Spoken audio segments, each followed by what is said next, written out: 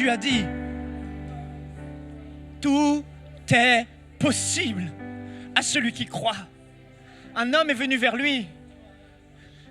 Son fils était atteint avec un mauvais esprit, muet, qui le jetait dans le feu. Il était désespéré. Il est venu à Jésus et lui a dit, si tu peux seulement faire quelque chose. Jésus a dit, si tu peux. Comment ça, si tu peux? Tout est possible à celui qui croit. Tout est possible, frères et sœurs, pour toi ce matin. Si seulement tu crois. Si seulement tu crois, tout devient possible. Dieu connaît tes épreuves. Il sait ce par quoi tu passes. Il sait ce qui te fait pleurer, la douleur dans ton corps, la douleur pour ce membre de ta famille, les problèmes que tu traverses dans les finances. Il sait tout ça. Vous pouvez vous asseoir. Merci. Merci, la louange. Dieu sait.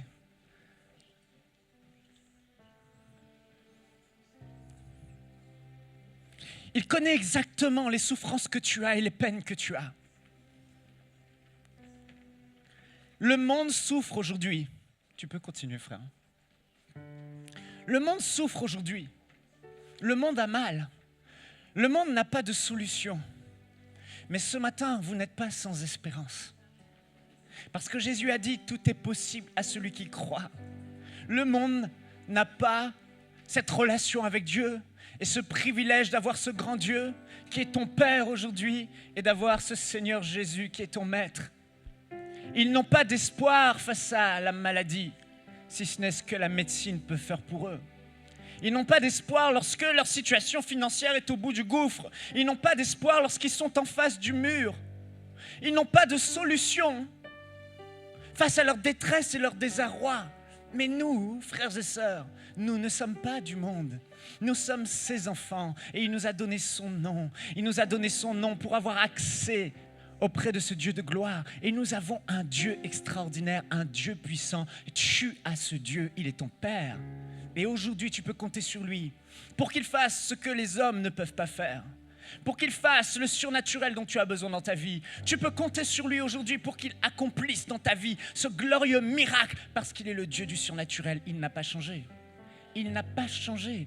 Il veut le faire, il peut le faire. Et ce matin, je suis venu challenger ta foi.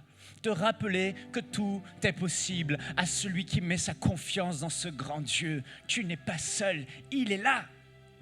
Ce mois-ci, vous êtes dans le mois, le pasteur me disait, dans le mois de la puissance, de la grandeur de Dieu, Éphésiens chapitre 1, où l'apôtre Paul priait que le Seigneur illumine les yeux de notre cœur afin qu'on réalise quelle est la glorieuse richesse de notre héritage, de ce qui nous appartient, quelle est la grandeur infinie de sa puissance qu'il a déployée pour nous.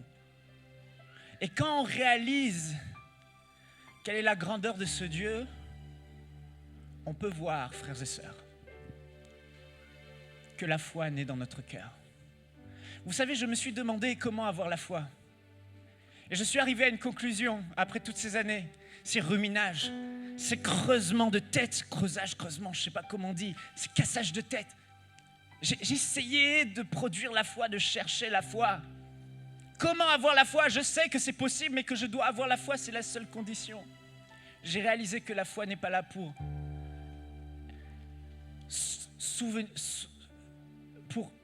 répondre à un caprice de Dieu. La foi n'est pas là parce que Dieu est là. Il faut que mes enfants aient foi en moi parce que Dieu lui-même a utilisé la foi et Dieu lui-même a créé ce monde par la foi. Il a dit que la lumière soit et Dieu s'est retourné et il a cru que ce qu'il a dit arrivait, que la lumière était et la lumière était. La foi est un mode opératoire. La foi est un outil que Dieu t'a donné. La foi, dit Jésus, est un serviteur qui est à ta disposition. Pourquoi? Pour ouvrir une porte entre le monde invisible où se trouvent les anges de Dieu et le Saint-Esprit, la puissance de Dieu, et le monde naturel, le monde visible. Il y a une frontière. Impossible d'intervenir entre l'invisible et le visible. Impossible que l'invisible impacte le visible, à moins que quelqu'un manifeste dans ce monde la foi. Alors Dieu a manifesté la foi pour lui-même, mais Dieu attend que dans ce monde, sur cette terre, un homme manifeste la foi. Il a dit que le ciel est à Dieu, mais la terre, il l'a donnée à l'homme. Et sur cette terre, Dieu a choisi comme mode opératoire pour intervenir dans ce monde visible sur la terre, la foi. Voilà pourquoi Dieu nous a tous donné la foi. Nous avons tous reçu une part de foi. Nous avons tous en nous la foi dès qu'on est. Mais il y a des choses, je me suis dit, mais comment avoir la foi? Quels sont les principes et les clés et les machins? Et puis, finalement, j'ai réalisé une chose, une conclusion toute évidente. La foi ne s'enseigne pas. La foi ne s'apprend pas. La foi se communique. Et vous savez comment la foi se communique? Simplement d'une seule et unique façon. La foi vient lorsque tu regardes à Jésus. La foi émane de Jésus. Sans Jésus, il n'y a pas de foi. Il suffit de regarder à Jésus et tu ne sais comment ça se passe. Jésus lui-même communique dans ton cœur. Quand tu le regardes, il y a quelque chose qui se passe et la foi naît au contact avec Jésus. On dit dans Romains au chapitre 10, verset 17, que la foi vient de ce que l'on entend et ce qu'on entend vient de la parole de Christ.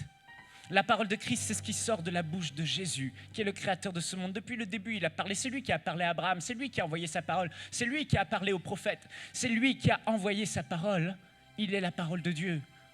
Cette parole, quand tu l'entends, elle émane de Jésus et elle produit en toi quelque chose qui est la foi.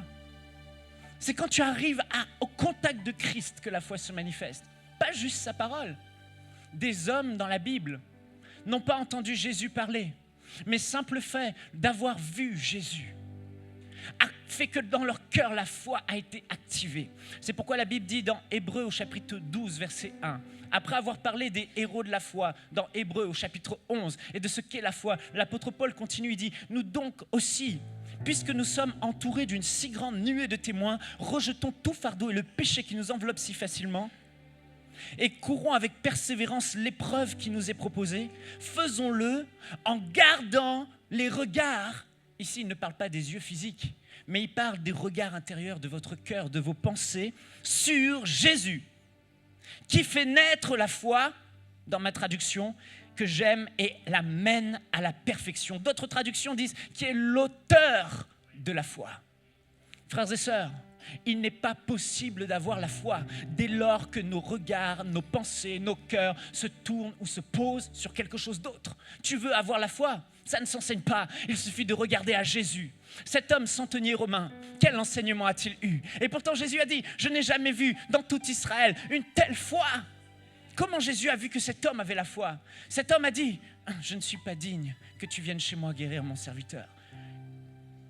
D'où a-t-il compris que Jésus-Christ est Dieu fait homme, tellement saint? Où a-t-il vu ces choses au point de réaliser qu'il n'est même pas digne que cet homme physiquement présent vienne chez lui parce qu'il a réalisé qu'il est Dieu? Qu'est-ce qui s'est passé? Ça ne s'est pas enseigné. Il a regardé à Jésus. Et quelque chose s'est passé dans son cœur quand il a regardé à Jésus. C'est tout. Ça ne s'explique pas. Ça ne se traduit pas. Ça ne se passe pas là. Ça se passe quand ton cœur fixe tes yeux sur celui qui est la parole de Dieu, celui qui est le Fils de Dieu, celui qui est le créateur de toutes choses. Il n'a pas entendu, il a vu. Et le simple fait d'avoir vu Jésus a produit quelque chose dans son cœur. Puis il a dit à Jésus, dis seulement un mot. Qui lui a dit ça? Quand c'est qu'il a vu Jésus dire seulement un mot? Mais il a dit, si tu dis seulement un mot à distance, mon serviteur sera guéri. Tu n'as pas besoin de venir. Un mot. Qui lui a dit que Jésus était aussi puissant, au point qu'à distance, sans toucher, sa simple parole, un mot, une phrase, un mot, et mon serviteur sera guéri. C'est quand il a vu Jésus. Si ce matin, l'apôtre Paul dit, dans Éphésiens chapitre 1, dans ce passage aussi, Hébreux chapitre 12, nous arrivons dans toutes ces épreuves de la vie à fixer nos regards sur celui qui est l'auteur de la foi, celui qui l'a fait naître. Alors tu vas voir quelque chose va se passer à l'intérieur de toi. Mais le diable voudrait que tu regardes aux circonstances de ce monde et que tu détournes ton regard de Jésus. Tout dans ce monde veut que tu détournes ton regard de Jésus, parce qu'en fait, il est impossible d'avoir la foi qui naît dans ton cœur à moins de regarder à Jésus.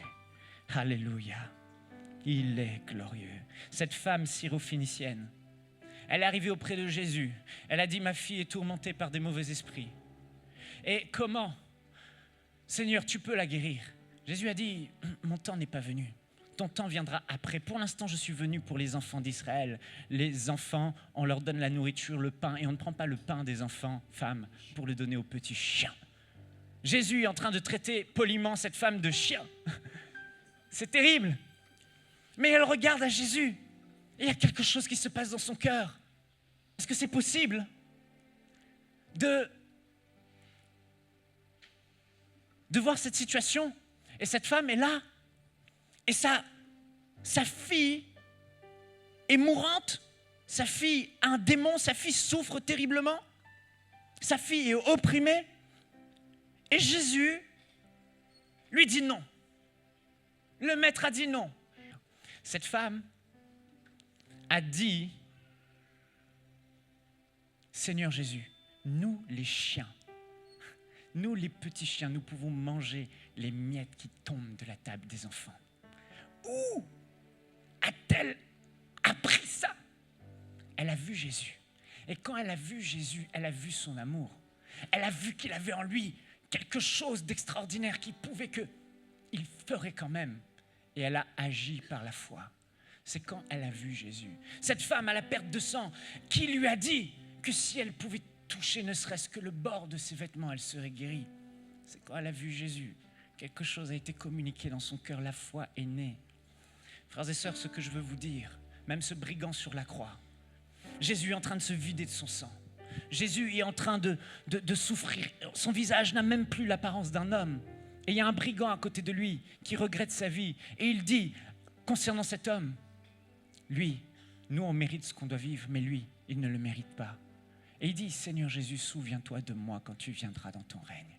Qui lui a appris ça? Quelle théologie lui a appris? Mais quand il a vu Jésus, la foi est née dans son cœur. Tellement de gens pouvaient regarder Jésus, indifférents. Tellement de gens pouvaient regarder à ce qu'il y avait autour. Mais quand tu arrives à contempler Jésus tel qu'il est, le Fils de Dieu, le Roi de gloire, celui, comme ce brigand dit, même qui la mort ne peut retenir, qui reviendra dans son règne. Quelque chose se passe à l'intérieur de toi, la foi naît. Alors ce matin, mon message est très simple. Regarde à Jésus. Si tu peux voir, comme l'apôtre Paul dit, je prie pour ça, je prie pour vous, je ne cesse de fléchir le genou pour que vos yeux s'illuminent, afin que vous pouviez voir quelle est la puissance infinie de ce Dieu. Cette puissance infinie, c'est Jésus-Christ. Il est ressuscité, il est glorieux, il est au ciel. Et il est là aujourd'hui. Si tu peux le voir, tu auras la foi qui va naître dans ton cœur. Lisons ensemble dans Matthieu, chapitre 14, verset 24. La barque, déjà au milieu de la mer, était battue par les flots, car le vent était contraire. À la 4e veille de la nuit, Jésus alla vers eux, marchant sur la mer. Quand les disciples le virent marcher sur la mer, ils furent troublés et dirent « c'est un fantôme ». Et dans leur frayeur, ils poussèrent des cris. Jésus leur dit aussitôt « rassurez-vous, c'est moi, n'ayez pas peur ». Il y avait la tempête, les flots étaient agités, le vent soufflait. Et puis là, ils voient Jésus qui arrive et qui marche sur l'eau. Et ils se disent, c'est un fantôme. Pierre lui répondit, Seigneur, si c'est toi. Pierre connaissait comment fonctionnait Jésus. Jésus lui disait, jette ton filet. Et quand il relève son filet, il y a des poissons alors qu'il a essayé de pêcher toute la nuit. Il sait que Jésus a une parole extraordinairement puissante et que ce que Jésus dit, la chose devient possible. Pierre se souvenait de ça. Et si c'est toi, Seigneur, ordonne que j'aille vers toi sur les eaux. Et il dit, viens. Pierre ici a la promesse. Pierre ici a la parole. Jésus dit, c'est moi, viens. Pierre sortit de la barque et marcha sur les eaux pour aller vers Jésus. Mais, dis à ton voisin, mais, voyant que le vent était fort, il eut peur. Et comme il commençait à enfoncer, Il s'écria, « Seigneur, sauve-moi. » Aussitôt Jésus étendit la main, le saisit, lui dit, « Homme de peu de foi, pourquoi as-tu douté ?» Dis à ton voisin, « Pourquoi as-tu douté ?» Et ils montèrent dans la barque et le vent cessa. Ceux qui étaient dans la barque vinrent se prosterner devant Jésus et dirent, « Tu es véritablement le Fils de Dieu. » Jésus a envoyé sa parole et sa parole était tellement puissante que sur sa parole, les anges de Dieu et le Saint-Esprit sont toujours derrière la parole de Jésus pour accomplir ce pourquoi elle a été envoyée. Et ils ne veulent absolument pas que cette parole soit envoyée sans avoir accompli ce pourquoi elle a été envoyée. Jésus envoie, Jésus n'a pas changé d'avis, Jésus a envoyé sa parole, tout comme il nous a envoyé sa parole, tout comme il vous a envoyé sa parole. Par les meurtrissures de Jésus, vous êtes guéris. Mon Dieu pourvoira à tous vos besoins. Je ne te délaisserai pas et je ne t'abandonnerai pas. Tu seras plus que vainqueur. Tu peux tout par Christ qui te fortifie. Sa parole a été envoyée dans tellement de domaines, plus de 1000 promesses dans la Bible pour nous. Sa parole a été envoyée. Les anges sont prêts, le Saint-Esprit est prêt à toujours être derrière, fidèlement derrière la parole de Christ, afin qu'elle s'accomplisse et qu'elle accomplisse ce pourquoi elle a été envoyée. Mais voilà que le Seigneur avait besoin de la collaboration de Pierre, parce qu'il est sur terre et il fallait que l'homme ouvre la porte de la foi. Entre le monde invisible où se trouvent les anges de Dieu et le Saint-Esprit et le monde visible dans lequel on est. Il fallait que la porte s'ouvre pour que les anges puissent venir dans le visible et solidifier l'eau sous les pieds de Pierre. Ou le Saint-Esprit. Changer et transformer l'eau. Je ne sais pas si c'est les anges, je ne sais pas si c'est le Saint-Esprit, mais ce que je sais, c'est que le ciel se déploie toujours pour accomplir ce pourquoi la parole a été envoyée. Toujours. Mais remarquez ce qui est extraordinaire dans ce passage. C'est que Pierre ouvre la porte. Oh Seigneur, oh je sais, c'est toi, tu as dit viens. Je me souviens, ta parole est puissante. Tes promesses sont vraies et véritables. Il ouvre la porte. Tout à coup, l'eau est solide, il est dans la foi. Oh oui, la parole de Dieu. Oui, le Seigneur a dit, je viens et je marche sur l'eau. L'eau se solidifie. Le Saint-Esprit sous l'eau rend l'eau solide, ou les anges, je ne sais pas. Mais la puissance de Dieu est là pour accomplir ce pourquoi la parole est envoyée. Mais tout à coup, qu'est-ce qui se passe? Mais, voyant le vent, Pierre est en train de considérer la parole de Christ. Mais tout à coup, il sent le vent. Il sent les gouttes d'eau, il sent les flots agités. Même si c'est solide sous ses pieds, il est déstabilisé par ce qu'il voit, par ce qu'il entend, par ses 5 sens. Et quand il commence à ne plus considérer la parole, quand il détourne ses regards de Jésus et qu'il commence à fixer ses regards sur ce qu'il sent, sur ce qu'il entend, sur ce que le bruit de la mer dit, sur ce que le vent fait, quand il commence à sentir contre lui ses réalités physiques, Pierre eut peur. Et quand il a eu peur, la porte s'est refermée, elle a été claquée. Et la puissance de Dieu du monde invisible a cessé de se manifester dans le monde visible. Frères et sœurs, vous venez de comprendre ce qui se passe. Oh Makate Yoroboshe, il a dit vous imposerez les mains aux malades et les malades seront guéris. Alors pourquoi quand on pose la main sur toi, tu doutes après parce qu'un petit symptôme vient te rappeler une douleur? Qui t'a dit que ce symptôme est plus vrai que la parole de Dieu? Qui a créé ce corps? Qui a créé ce bâtiment? Qui a créé cette terre? Qui a créé ce ciel? Qui a créé cette planète? La parole vivante et permanente de Dieu. Rien de ce qui a été fait dans ce monde n'a été fait sans elle.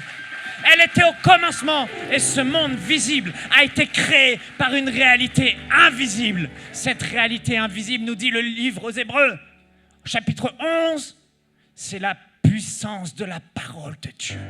Il soutient toutes choses par sa parole. Alors ce monde a été créé par l'invisible. Ce que vous voyez a été créé par le visible. Et nous, on nous a appris depuis qu'on est petit. Regarde à ce que tes yeux voient et à ce que tes oreilles entendent. Et toutes ces choses sont vraiment très, très, très importantes. Mais je t'assure, quand tu commences à considérer les choses physiques, tu commences à considérer l'épreuve, le bruit qu'elle fait. L'épreuve est énorme. Elle est là et elle parle. Elle te dit, Michael, oh, regarde comment c'est difficile. Mon père était malade. Il était mourant. Il a perdu presque tout son sang. Il était condamné. Il devait mourir. Et quand je regardais à tout ça, à ce que les médecins disaient, à sa situation, quand tu regardes à l'épreuve, tu te dis, c'est fini. C'est pas possible. Mais à ce moment-là, il faut prendre l'habitude de ne pas faire comme Pierre, mais de faire comme Abraham. Alléluia. Romains au chapitre 4. Abraham face à la promesse. On va le lire ensemble. C'est important que vous le voyez. Verset 19. Et sans faiblir dans la foi. Regardez ce qu'Abraham fait. Il ne considéra point que son corps était déjà usé. Dis à ton voisin, il ne considéra point. Là où Pierre a échoué, Abraham a réussi. Là où Pierre a considéré les circonstances et les épreuves et le bruit qu'elles faisaient, Abraham, lui, a considéré Jésus et la parole de Dieu au lieu de considérer ce qu'il voyait. Il avait 99 ans. Son corps était usé.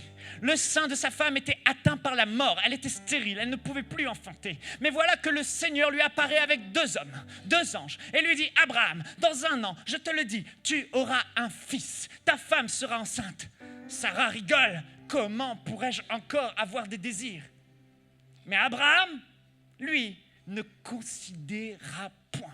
Tu peux avoir le vent qui souffle, tu peux avoir la tempête. Les médecins pouvaient dire que mon père allait mourir, mais j'ai refusé de considérer ces choses et j'ai considéré celui qui est la parole de Dieu. J'ai considéré que Jésus a payé le prix à la croix de Golgotha, qu'il a souffert pour que mon père vive et mon père a été guéri entièrement. Frères et sœurs, qu'est-ce que tu considères? Je sais que les hommes ont parlé, que les médecins ont dit des choses, et que les banquiers ont dit des choses, et que l'immigration a dit des choses, et que les professeurs ont dit des choses, et que les parents ont dit des choses, et que ce monde a dit des choses, et que les épreuves, les dossiers, les employeurs, tellement de choses ont dit des choses sur toi. Toi-même, tu as dit des choses sur toi.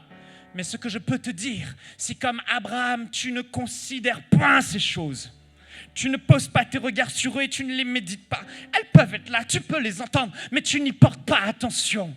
Tu ne réfléchis pas dessus. Tu ne penses pas aux conséquences. Tu ne te dis pas peut-être que demain, il m'arrivera ça si il ne se passe rien. Alors j'essaye de trouver des solutions et de me débattre. Non, la parole de Dieu a été envoyée. Et Abraham dit, puisqu'il avait déjà près de 100 ans et que Sarah n'était plus en état d'avoir des enfants, il ne douta point.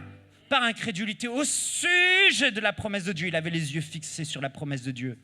Mais fut fortifié par la foi, donnant gloire à Dieu, ayant la pleine conviction que ce qu'il promet, il peut aussi l'accomplir. Comment Abraham a-t-il été fortifié par la foi? La Bible dit, face à la promesse, il ne douta point. Et il continue en disant, ayant la pleine conviction que ce qu'il promet, il peut aussi l'accomplir. C'est pourquoi cela lui fut imputé à justice. Abraham avait les yeux fixés sur la promesse. Il avait les yeux fixés sur la parole de Dieu. Il avait les yeux fixés sur l'auteur de la foi, Jésus-Christ, celui qui l'a fait naître dans son cœur. Oh, frères et sœurs, je veux simplement te dire ce matin, crois encore. Détourne ton regard des circonstances et de ces épreuves et commence à les tourner vers Jésus. Et tu verras, les regards de ton cœur tournés vers Jésus vont produire quelque chose à l'intérieur. Tu as trop longtemps vu cette épreuve qui t'a dit « Regarde-moi, regarde comme je suis gros, regarde comme je suis grosse, regarde la montagne que je suis, regarde comme je suis imposante. » Tu vas te retrouver à la rue. Tu vas te retrouver dans une situation improbable. Tu vas mourir. Tu vas rester comme ça toute ta vie. Regarde-moi, écoute-moi, vois-moi et surtout, ne regarde pas à l'autre. Ça, c'est ce que l'épreuve te dit et elle t'absorbe. Elle te prend tout. Tu essayes de prier. C'est difficile, l'épreuve est là devant toi et elle parle tellement forte. Mais la Bible déclare que tu dois amener toutes ces pensées à l'obéissance de la parole de Dieu. Tais-toi! Mes pensées, focalisez-vous sur l'auteur de la foi, sur celui qui l'a fait naître en moi et celui qui l'amène à la perfection. Parce que je sais que si je réalise la grandeur, les contours, non pas de mon épreuve, mais les contours de ce Dieu extraordinaire, combien il est infiniment grand, combien la terre, la planète Terre simplement dans la paume de sa main, combien la terre est un marchepied pour lui, combien il est élevé au-dessus de tout, combien la puissance de Dieu a été déployée en lui, au point qu'au son de sa voix, tout tremble, au point que l'univers fléchit les genoux, oh que Satan n'est qu'un petit microbe à ses côtés, que le diable est un petit microbe, une poussière qui ne peut rien contre lui. Oh, mon regard se fixe maintenant sur le Seigneur et je suis rayonnant de joie. Alléluia. Quand tu vas considérer les circonstances vont produire de la crainte et de la peur chez toi. Quand tu vas considérer la parole de Dieu, la personne de Jésus, ça va inspirer dans ton cœur la foi, la paix. L'épreuve te communique la peur et la crainte quand tu la regardes. C'est vrai. Qui que tu sois, quand tu considères l'épreuve et que tu penses, mais quand tu considères que Dieu est tout puissant et qu'il t'aime et qu'il est avec toi, tu vois son amour et sa grandeur. De la même façon que l'épreuve produit ces choses mauvaises en toi, de la même manière, regardez à Jésus, produit en toi la foi, l'espérance, la paix. Alléluia. Est-ce que quelqu'un me suit ce matin? Oh, alléluia. Dis à ton voisin, c'est le jour de ton miracle.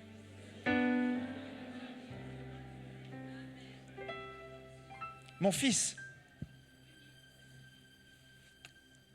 avait un jour un problème de gale. Il était atteint par ces araignées acariens qui viennent sous la peau. Oh, moi je me suis dit, la gale, c'est un petit truc. Mais ça a été le pire cauchemar de notre vie à ma femme et moi.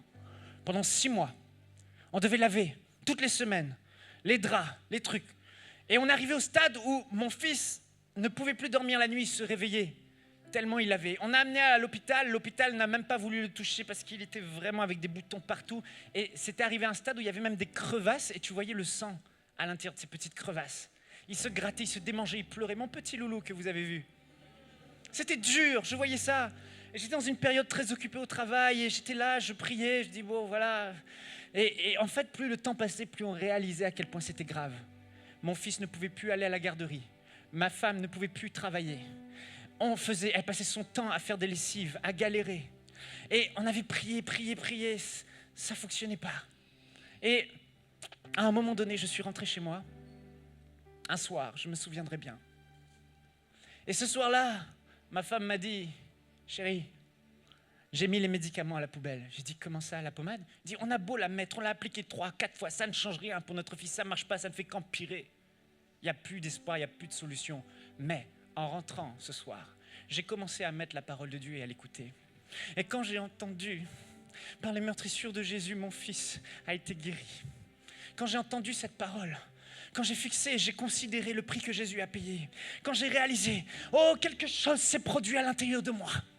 Je ne peux l'expliquer par des mots, mais j'ai eu une foi qui est montée dans mon cœur. Et j'ai dit, Gale, au nom de Jésus, quitte mon fils maintenant. Et j'ai su que cette parole qui est sortie de ma bouche dans le nom de Jésus a éradiqué des rideaux, des coussins, de toute forme.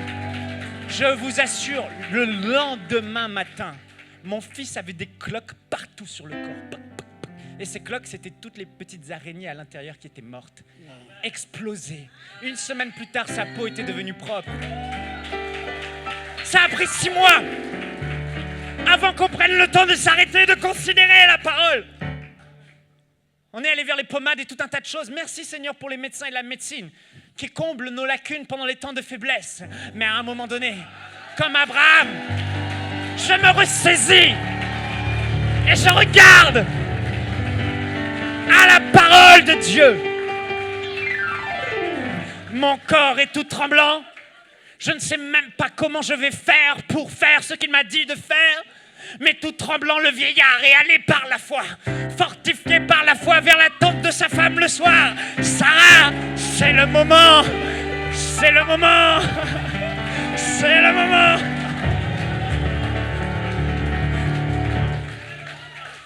C'est le moment que ceux qui ont des oreilles pour entendre, entendent.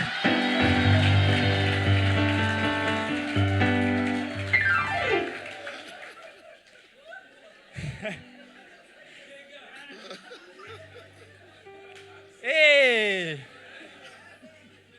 si seulement nous pouvions considérer cette parole. Le médecin est venu vers mon fils pour dire votre fils a des problèmes d'élocution du langage. il ne parle pas normalement. Et je savais qu'il avait des problèmes pour s'exprimer. Mais quand le médecin a dit cette parole, je suis allé dans mon sous-sol et j'ai vu mon fils, je l'ai regardé. Et j'ai considéré l'œuvre de la croix. Et j'ai dit, en mon cœur est montée une parole de Dieu, une parole que le Saint-Esprit m'a communiquée. Le diable est un menteur. Je suis remonté. J'ai dit, chérie, je suis désolé. Le médecin a menti. Parce que le diable est un menteur. Son problème, c'est réglé. Gloire à Dieu. J'avais une foi inébranlable dans mon cœur. Je n'ai rien fait. Ça ne s'enseigne pas. Ça se contemple. Et il est la parole de Dieu. Et tout ce qui regarde à lui. Alléluia. Et vous savez, le psaume 34, verset 6 dit « Quand on tourne vers lui les regards, on est rayonnant de joie. Et le visage ne se couvre pas de honte. » Quand tu tournes tes regards vers l'épreuve, tu es rayonnant de tristesse et de peine et de crainte. Mais quand tu tournes tes regards vers lui, comme David l'avait si bien appris, tu es rayonnant de joie, de paix. Oh, que nous apprenons à considérer Jésus plus que les épreuves. C'est la clé pour ta vie. C'est la clé pour la foi. Ici, David ne parle pas des yeux physiques, mais des yeux du cœur, de nos pensées. Il ne pouvait voir Jésus avec ses yeux physiques. Mais dans son cœur, il avait appris à rendre Jésus réel. Dans son imagination et dans ses pensées, Jésus était plus vivant que tout le reste. Comment a-t-il fait ? Au milieu de la fournaise, au milieu des épreuves, pendant ces 7 années où Saül le traquait avec l'armée, où tout le monde le cherchait, où tout le monde voulait l'atteindre. Il était envahi, il s'est caché chez les ennemis, les Philistins, il a dû fuir. Il est allé dans les cavernes d'Agoulême, de caverne en caverne, et puis il est allé chez les Moabites. David, on lit dans ses psaumes, était rongé par la crainte et la peur. Mais qu'est-ce qui est formidable avec le roi David ? Quel était son secret pour avoir la foi, au point de croire que si 10 000 soldats venaient autour de lui, il ne serait pas atteint. Il avait appris une chose. Au sein de cette fournaise et de cette terreur et de ces angoisses et de ce stress intense qui le saisissait, au point où il disait « Je suis dans la vallée de l'ombre de la mort », au point où il disait « Le séjour des morts m'avait environné », au point où il disait « Oh, j'ai de l'angoisse même dans ces eaux ». Où c'est que dans cette période de stress et de grande attitude face à la mort, face à des ennemis nombreux où un seul homme se tient tout seul, où c'est qu'il a trouvé la foi ? Son secret, alléluia, ça a été la louange et l'adoration. Il n'y a pas d'arme plus puissante qu'un homme qui sait louer et adorer son Dieu au milieu de l'épreuve.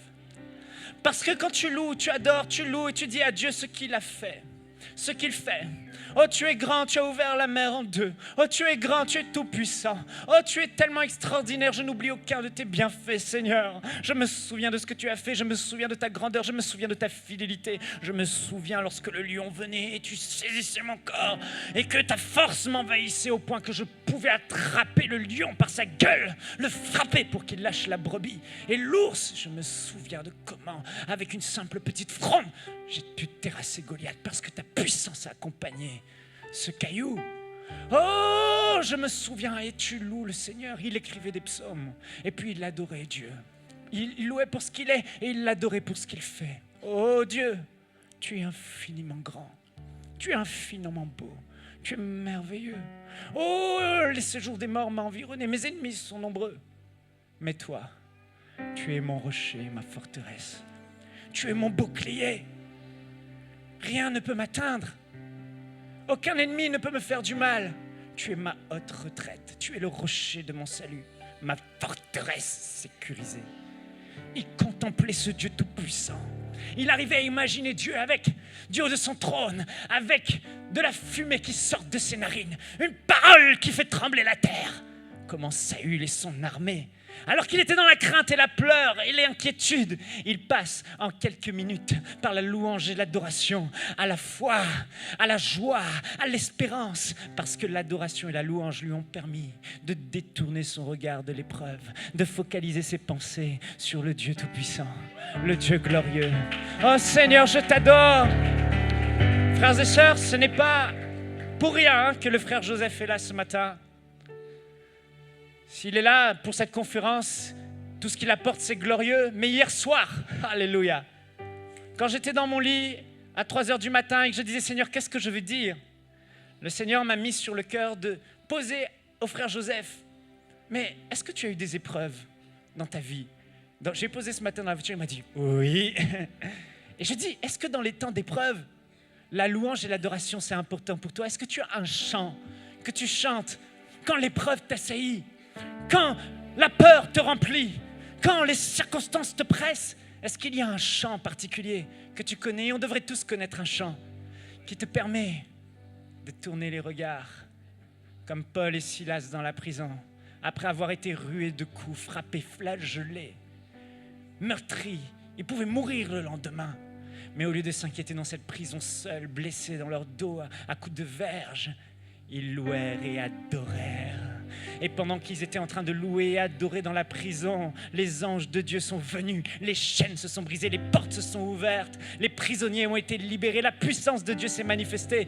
Pourquoi? Parce que la louange et l'adoration a rempli leur cœur de foi, parce qu'ils ont réussi à contempler ce grand Dieu. Au sein de ton épreuve, aujourd'hui, je déclare sur ta vie que tu deviens un adorateur.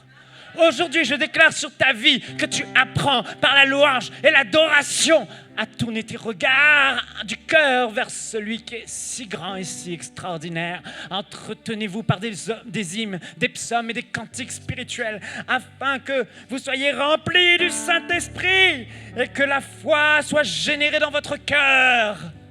Et j'ai demandé au frère et il m'a dit oui, il y a un chant. Et souvenez-vous de ce moment. Que ce soit une illustration, je suis sûr que ça va être merveilleux. Vas-y mon frère, qu'est-ce que tu chantes? Tu es ma force, incomparable, incomparable. Tu viens à moi.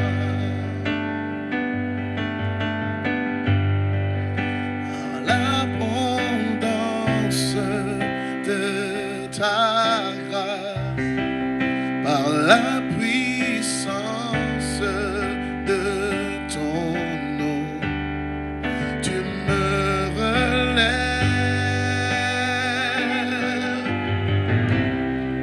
tu me relèves. Oh, dans l'abondance de ta grâce, par la puissance de ton nom, tu me relèves,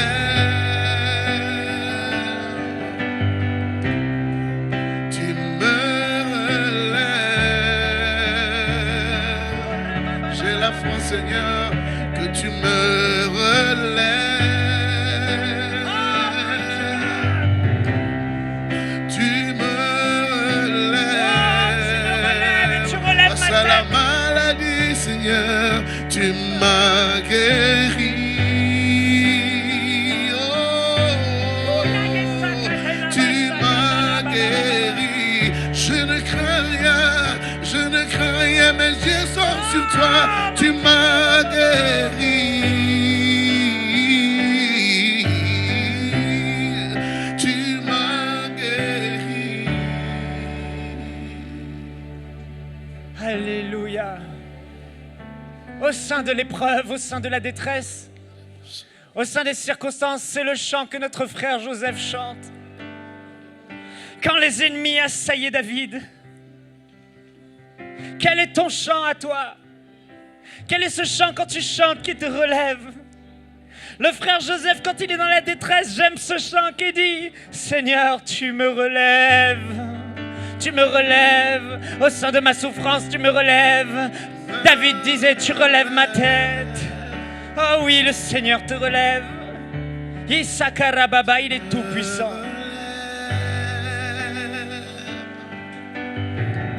Il te relève. Crois-tu que son bras est trop puissant pour te relever? Si lui met sa main sous ton menton pour relever ta tête, dis-moi comment un démon peut faire baisser encore ta tête quand la droite du Tout-Puissant soutient ta tête et relève ta tête. Sa droite sur ta vie te relève. Sa droite sur ta vie change et transforme ta situation de ton dossier. Sa droite sur ta vie t'apporte ce travail. Sa droite sur ta vie t'apporte la guérison. Quelle maladie peut courber encore ton corps aujourd'hui? Au nom de Jésus, le Seigneur te guérit et relève ta tête. Alléluia. David disait dans le psaume au chapitre 13, je crois, jusque à quand aurais-je des soucis dans mon âme, avec le chagrin dans mon cœur? Seigneur, c'est difficile. David disait qu'il avait du chagrin dans son cœur. David disait que c'était difficile, qu'il avait des soucis dans son âme, que l'ennemi l'environnait. Mais il finit le même psaume par « J'ai confiance en ta bonté. La joie remplit mon cœur à cause de ton grand salut. Ô Éternel, tu m'as comblé de tes bienfaits. » Qu'est-ce qui s'est passé entre-temps? David a loué et adoré Dieu pour celui qu'il est. Oh, tu me relèves. Wouh!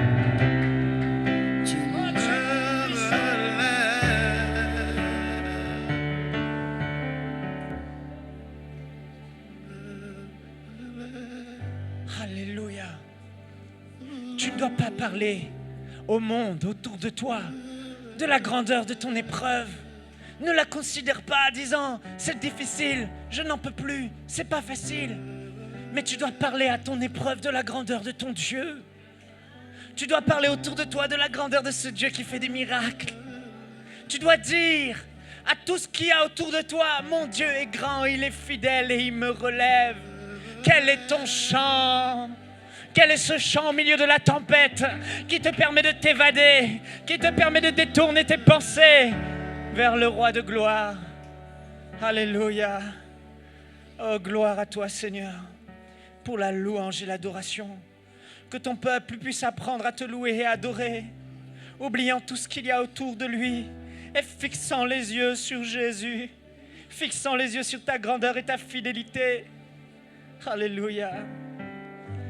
Moi, il y a quelque chose que j'aime faire, c'est regarder et de ne savoir rien d'autre que Jésus-Christ qui a été à la croix pour moi et qui est ressuscité.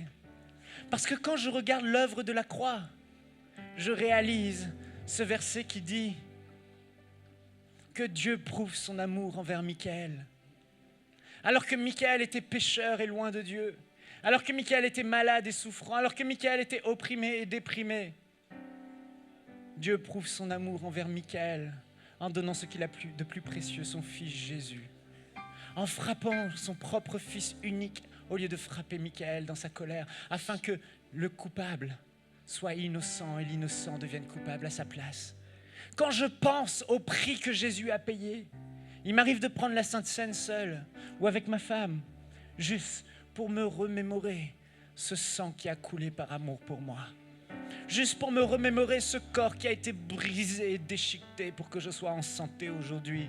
Et quand je contemple cela, quelque chose se passe en moi. Non seulement je vois la grandeur de Dieu, mais je vois avant tout sa bonté et son amour incommensurable pour moi. Oh, je t'assure, quand tu contemples l'œuvre de la croix et que tu regardes à Jésus crucifié et ressuscité pour toi, quel amour! Quel amour! S'il avait commis un seul péché en venant sur cette terre, un seul, il aurait été séparé de son Père pour l'éternité, lui-même devenu pécheur. Mais il n'est pas devenu pécheur, il a été fait péché. Il a eu nos péchés qui sont venus sur lui, mais lui n'a jamais péché. Voilà pourquoi Dieu a eu le droit légal de le ressusciter après qu'il ait payé le prix. Jésus-Christ a porté tes péchés par amour pour toi. Une seule faute. Le risque, Adam a chuté, Mais il a pris ce risque juste parce qu'il t'aimait. Il est resté saint et pur jusqu'au bout. L'agneau de Dieu pur et sans tache qui livre sa vie. Et le plan de Dieu s'est accompli. Je vais finir, frères et sœurs. Vous pouvez vous asseoir. Merci. Merci, mon frère Joseph. C'était merveilleux.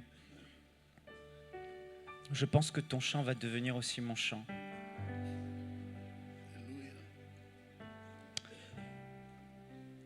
Je finis tout de suite.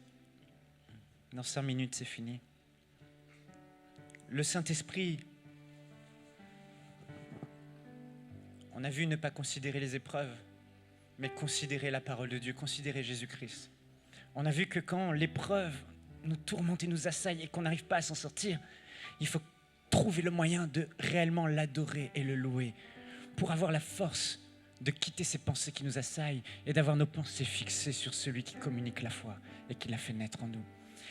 Et j'aimerais vous dire que l'une des plus grandes clés que j'ai découvertes, c'est le Saint-Esprit.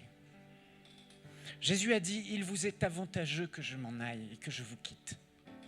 Parce que si je pars, les disciples étaient tristes. C'est lui qui faisait toute la crédibilité de la bande. C'est lui qui les nourrissait. C'est lui qui guérissait. Personne n'était malade. Jésus posait sa main, ils étaient guéris. Personne n'avait des problèmes d'argent. Il disait, va pêcher un poisson. Et dans sa bouche, il était. Et Jésus dit, il est préférable. Il sera mieux pour vous que je parte parce que quelqu'un d'autre va venir, le Paraclétos, le consolateur, votre associé, votre ami fidèle, votre avocat qui sera là sur terre avec vous, votre associé intime, le Saint-Esprit, mon esprit, celui qui est en moi, celui qui est avec vous, il sera en vous. Ma femme était enceinte et je regardais son ventre et elle me dit, tu réalises que je suis enceinte? Je dis, non, je ne réalise pas. Mais quand on a fait l'échographie, et qu'on a d'abord commencé à écouter le cœur, j'ai dit, il y a quelque chose à l'intérieur. Le bruit du cœur qui bat vite d'un bébé. Et puis on a fait l'échographie, et j'ai vu, il y avait la vie à l'intérieur. Pourtant, elle ne la sentait pas, mais elle était bien là. Par la foi, on savait qu'il y avait un bébé. Par la foi, tu dois croire en ce que Jésus a dit. Le Saint-Esprit est réellement en toi. Si tu faisais une échographie spirituelle, un scanner spirituel, tu verrais le Saint-Esprit à l'intérieur de toi. Il est là. Ce Saint-Esprit, remarquez que Jésus n'a pas pu changer les disciples. Ils ont changé dans leur tête, mais ils n'ont pas changé profondément dans leur foi. Lorsque Jésus est mort à la croix, avant sa résurrection, tous l'ont renié. Pourtant, ils ont vu des miracles. Ils ont vu Lazare sortir du tombeau. Ils ont vu les pains se multiplier. Ils ont vu parler Jésus et la tempête s'est arrêtée. Ils ont dit, oh, tu es vraiment le Fils de Dieu. Il dit, oh, mais qui est cet homme? Ils ont vu, mais ça ne les a pas profondément changés. Ils avaient encore du doute dans leur cœur. Ils n'avaient pas cette foi inébranlable. Mais quand ils ont reçu le Saint-Esprit de Dieu, leur vie a été transformée. Ce Pierre qui a renié Jésus 3 fois, ce Pierre qui était bancal, ce Pierre qui n'était pas dans l'assurance, le Saint-Esprit en lui, le Saint-Esprit sur lui, le Saint-Esprit qui le remplit, a rempli Pierre d'une foi et d'une hardiesse. Je veux vous dire, frères et sœurs, sans le Saint-Esprit, il nous est impossible de rendre Jésus réel. Qu'est-ce qui s'est passé pour Pierre? Le Saint-Esprit a rendu réel pour Jésus, pour Pierre. Le Saint-Esprit rend Jésus réel. On nous avait dit au médecin, notre femme ne peut pas être enceinte, elle est stérile. On ne pouvait pas avoir d'enfant.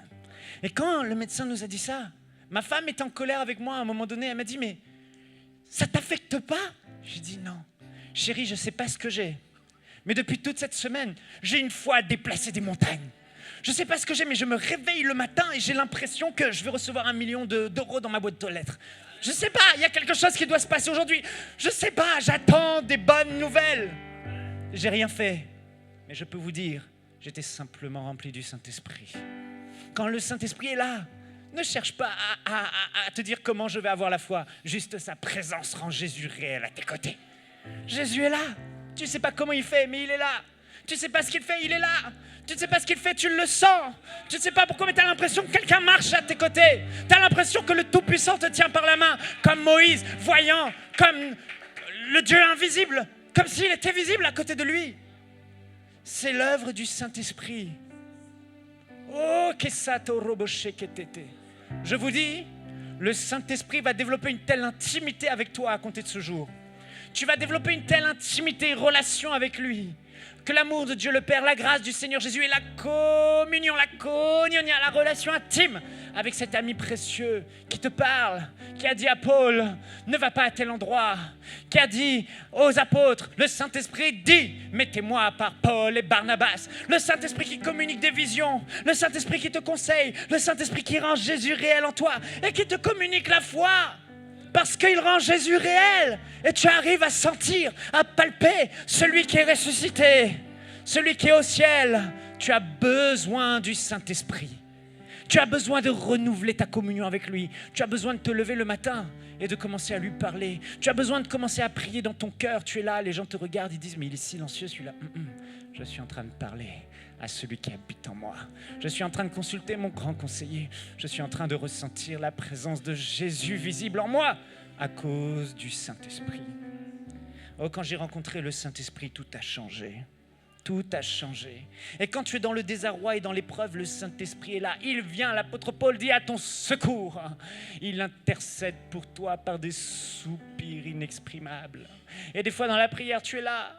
Au milieu de la souffrance, tu as loué et adoré, le Saint-Esprit vient prendre le relais, sa présence te saisit. Tu te tombes à genoux et tu ne sais plus quoi dire. Tu fais aïe. Les gens qui rentrent te trouvent comme un fou. Si. C'est pas le parler en langue habituelle, c'est pas konda yarabashekete robobo sankate, mais c'est yamamama. Je sais pas, je l'ai pas là, mais ikakaka. Et des fois je suis là. C'est le Saint-Esprit. J'arrive pas à imiter hein, parce que je suis authentique, mais des fois je suis là et c'est raketa, yakrita, yakrita, yakrita, yakrita, yakrita. Les gens rentrent, ils me disent mais c'est un Indien ou quoi? Yakita, yakita, yakita, yakita. Je ne sais pas ce que je suis en train de dire, mais yakita, yakita, yakita, ya. Le Saint-Esprit fait quelque chose dans ma vie. Parle en langue. Ne méprise pas ce don. L'apôtre Paul dit, je prie en langue plus que vous tous.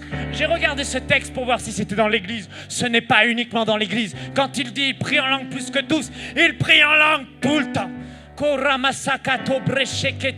Tu actives la gloire sur ta vie. Tu actives la présence de Jésus. Tu es en train de le rendre réel. Le Saint-Esprit communiquant en toi les dons du ciel. Oh, lui, il sait ce qu'il faut demander. Et tu es édifié de l'intérieur, fortifié. Je finis en vous disant que cette église va grandir d'une manière extraordinaire. Parce qu'il y a des personnes ici qui vont épouser le Saint-Esprit. Il y a des personnes qui vont faire que le Saint-Esprit va devenir leur ami fidèle au quotidien. Le pasteur Ricardo Rodriguez avait une église seulement de 70 personnes. Il est en Colombie. Aujourd'hui, il a l'église la plus grande de Colombie. Il rassemble des foules de millions de personnes. Mais pendant des années, cet homme a tout essayé. Il est allé dans les parcs, il est allé dans les rues, il menait avec des concerts, des tambours. Il était là, il proclamait l'évangile. Il disait, Jésus, il chantait, les gens sortaient par les fenêtres et regardaient. Il n'y avait pas un chat qui venait à l'église, pas une âme qui se convertissait, 70 personnes. Mais il a dit à un moment donné, j'ai commencé à accueillir le Saint-Esprit dans ma vie. J'ai commencé à faire de lui mon meilleur ami. J'ai commencé à réaliser, toutes ces années m'ont fait comprendre que finalement, je n'y arrive pas par moi-même. J'ai besoin de lui. Et c'est devenu mon meilleur ami, mon confident, mon associé. Et cet homme a vu des âmes affluer à l'église. Ils venaient de toutes parts, comme ça, d'un coup.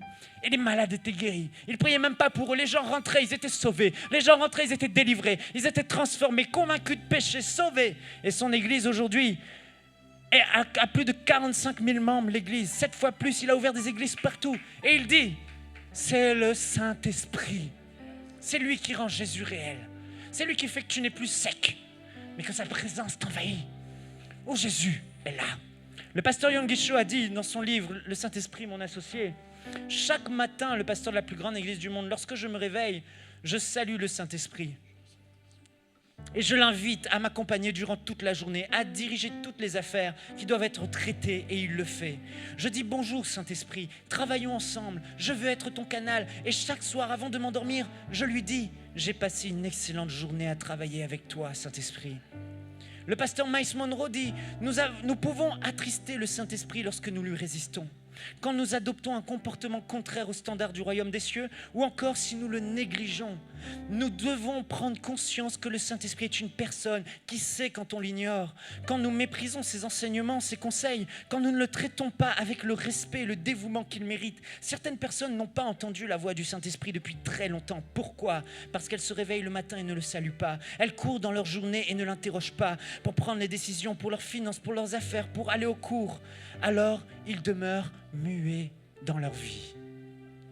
Je vous lis tout ça, il y aura encore des témoignages. Même le pasteur David Wilkerson disait que toute sa vie, il était dans l'ignorance. Mais il a réalisé vers la fin de sa vie qu'il a ignoré la personne la plus importante de sa vie, le Saint-Esprit, qui a amené son ministère à une nouvelle dimension. Je vois ta vie fleurir. Je vois les choses aller de gloire en gloire sur ta vie. Parce que tu vas accueillir le Saint-Esprit et qui va rendre Jésus réel au quotidien. Ce livre, je l'ai lu avant de découvrir le Saint-Esprit. Je n'y comprenais rien. Ça ne me parlait pas. C'était dans ma tête. Je ne comprenais pas. Les versets, je ne comprenais pas. Par les meurtrissures de Jésus, je ne comprenais pas. Je ne comprenais rien. Mais quand le Saint-Esprit était là, en une nuit, il m'a révélé tout ce que des enseignements n'ont pas pu me révéler. J'ai découvert l'œuvre de la croix. J'ai vu le fil rouge de l'amour de Dieu. J'ai vu le sang de Jésus du début à la fin, simplement parce qu'il était là. Le Saint-Esprit de Dieu vous enseigne toutes choses. Il vous conduit dans la vérité. Il rend la parole de Dieu vivante pour vous. Il la rend réellement vivante. Et il rend Jésus réel. Et quand Jésus devient réel, vous avez la foi. Simplement. Alors, est-ce qu'on peut se lever ? S'il vous plaît. Mon temps est terminé, je veux juste qu'on prie à votre place. Parce que c'est le temps d'un renouveau. On a parlé des épreuves. On est dans une série en ce moment sur détourner, contempler la puissance de Dieu, à quel point Dieu est grand. Et à quel point nos épreuves sont infiniment petites comparées à sa grandeur. Aujourd'hui, tu as appris vraiment quelque chose d'important. Que tu ne dois pas regarder à ces épreuves qui veulent que tu fixes tes regards sur eux, mais que tu dois détourner ton regard d'elles pour fixer tes yeux sur la parole de Dieu.